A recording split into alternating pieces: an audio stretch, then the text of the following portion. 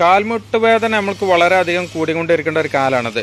അപ്പോൾ നമുക്ക് എന്ത് ചെയ്യും, നിന്ന് നിസ്കരിച്ചിട്ടുണ്ടെങ്കിൽ സുജൂദക്ക് പോകാൻ അവർക്ക് പ്രയാസം. അവർക്ക് അത്തിയാത്തിന് ഇരിക്കാൻ കഴിയാത്തതുകൊണ്ട് അവർ നിന്ന് നിസ്കരിക്കും. പക്ഷേ കസാലയിൽ ഇരുന്നിട്ടായിരിക്കും അവർ സുജൂദ് ഉറക്കുകയൊക്കെ ചെയ്യൽ.